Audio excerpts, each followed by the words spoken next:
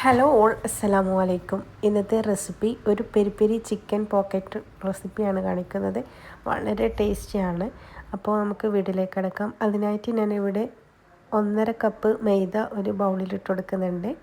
പിന്നെ ഇനി ഇതിലേക്ക് ഞാൻ ഡ്രൈ ഈസ്റ്റാണ് ചേർക്കുന്നത്. 1.5 ടീസ്പൂൺ ഡ്രൈ ഈസ്റ്റും 1 ടീസ്പൂണ് ഷുഗറും കൂടി ചേർത്ത് കൊടുക്കുന്നുണ്ട്. അപ്പോൾ നല്ല ടേസ്റ്റാണ്. മയോണൈസും പിന്നെ കെച്ചപ്പും ഒന്നും ഇല്ലാണ്ട് തന്നെ നമുക്ക് ഒരു ഗ്രീൻ ചട്നി വെച്ചിട്ട് ആണ് ഈ ഒരു പോക്കറ്റ് തയ്യാറാക്കുന്നത്. അതുകൊണ്ട് തന്നെ നല്ല ടേസ്റ്റാണ്. പിന്നെ ആവശ്യത്തിനുള്ള ഉപ്പും കൂടി ചേർത്ത് കൊടുക്കുക. പിന്നെ വേണ്ടത് 2 ടീസ്പൂണ് പാൽപ്പൊടിയും കൂടി വേണം. ഒരു പാൽപ്പൊടിയും കൂടി ചേർത്ത് കൊടുക്കുന്നുണ്ട്. അപ്പോൾ ഇനി ഇതിലേക്ക് ഇളം ചൂട് വെള്ളം കൂടി ചേർത്തിട്ട് കുഴക്കാൻ പാകത്തിന് വേണം ഇത് കുഴച്ചെടുക്കാനായിട്ട്. അപ്പം ഞാനിവിടെ ഇങ്ങനെ കുഴച്ചെടുക്കുന്നുണ്ട്.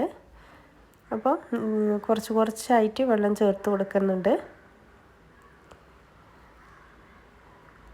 അപ്പോൾ ഞാനിങ്ങനെ കുഴച്ചെടുത്തിട്ടുണ്ട്. ഇനി ഇതിൻ്റെ മുകളിൽ കുറച്ച് ഒലിവ് ഓയിൽ ഒഴിച്ചു കൊടുക്കുന്നുണ്ട്. അതൊന്ന് മാവ് ഒന്ന് ഡ്രൈ ആകാതിരിക്കാനാണ് കേട്ടോ.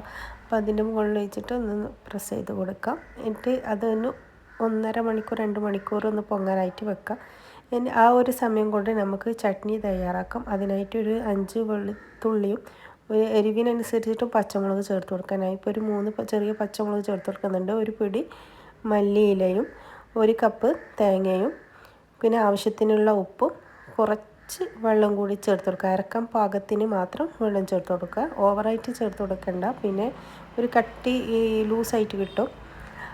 അങ്ങനെ ചട്നി ഇവിടെ തയ്യാറായി. ഇനി നമുക്ക് ചിക്കന് വേണ്ടിയിട്ട് ഞാൻ 1 ടീസ്പൂൺ ചെറിയ ജീരകം, ആവശ്യത്തിനുള്ള ഉപ്പ്, 1.5 ടീസ്പൂൺ കുരുമുളക് പൊടി, 1 ടീസ്പൂൺ ഒറിഗാനോ, 2 ടേബിൾ സ്പൂണ് മുളക് പൊടിയും കൂടി ചേർത്ത് കൊടുക്കുന്നുണ്ട്. പിന്നെ 2 ടേബിൾ സ്പൂൺ ഇഞ്ചി വെളുത്തുള്ളി പേസ്റ്റും കൂടി ചേർത്ത് കൊടുക്കുന്നുണ്ട്. 1/2 ടീസ്പൂണ് ഗരം മസാലയും കൂടി ചേർത്ത് കൊടുക്കണം. എന്നിട്ട് 2 ടേബിൾ സ്പൂണ് തൈരും കൂടി ചേർത്ത് കൊടുക്കുന്നുണ്ട്. എന്നിട്ട് ഇതും ഫുള്ളായിട്ടൊന്ന് മിക്സ് ചെയ്ത് കൊടുക്കാം. ഇനി ഇതൊന്ന് ഫ്രിഡ്ജിൽ ഒരു 1/2 മണിക്കൂറോ 1 മണിക്കൂറോ നമുക്ക് റെസ്റ്റ് ചെയ്യാം. മസാല പുരട്ടിയിട്ട് ആവശ്യത്തിന് മാത്രം എടുത്തിട്ട് ഒന്ന് പൊരിക്കുന്നതാണ്.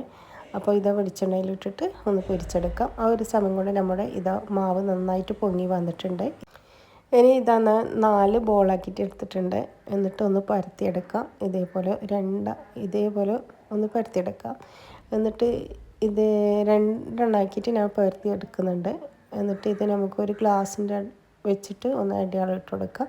എന്നിട്ട് ഇതിൻ്റെ മുകളിൽ നമ്മൾ തയ്യാറാക്കി വെച്ച ഒരു ചട്നിയും കൂടി ഇട്ട് കൊടുക്കുക. നല്ല ടേസ്റ്റാണ്. മയോണൈസും ഒന്നും ഇഷ്ടപ്പെടാത്ത ആൾക്കാണെങ്കിൽ ഇങ്ങനെ ഉണ്ടാക്കിയാൽ നല്ല ടേസ്റ്റുമാണ്.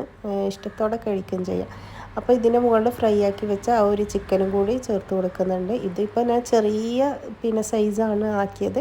നിങ്ങൾ സൈസ് കൂട്ടുന്നുണ്ടെങ്കിൽ നിങ്ങൾ വലിയൊരു അടപ്പിൻ്റെ മൂടിയിട്ട് എടുത്തിട്ട് ഒന്ന് ആക്കിയാൽ മതി. പിന്നെ കാണാൻ എപ്പോഴും ക്യൂട്ടായിട്ടുള്ള സാധനമൊക്കെ എനിക്ക് ഭയങ്കര ഇഷ്ടം. അതുകൊണ്ട് ഞാനിത് ചെറുതാക്കിയിട്ടാണ് എടുക്കുന്നത്. ഇനി അതിൻ്റെ മുകളിൽ വേറൊന്നും കൂടി വെച്ചെടുത്തതിന് ശേഷം നമുക്കൊന്ന് കട്ടാക്കിയിട്ടെടുക്കാം.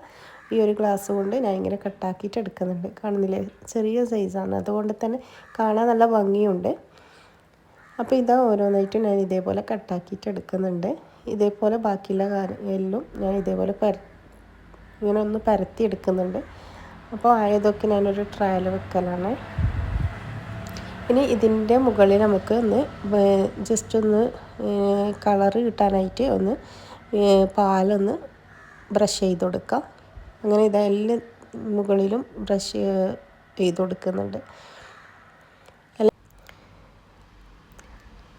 അപ്പോൾ എല്ലാം ബ്രഷ് ചെയ്ത് കൊടുത്തിട്ടുണ്ട്. ഇനി ഇതിൻ്റെ മുകളിൽ വെളുത്ത എള്ള് കാണാനൊരു ഭംഗിക്ക് കേട്ടോ. അപ്പോൾ ഓയിൽ നന്നായിട്ട് ചൂടായ ശേഷം ഞാനിത് ഓരോന്നായിട്ട് ഇട്ട് കൊടുക്കുന്നുണ്ട്.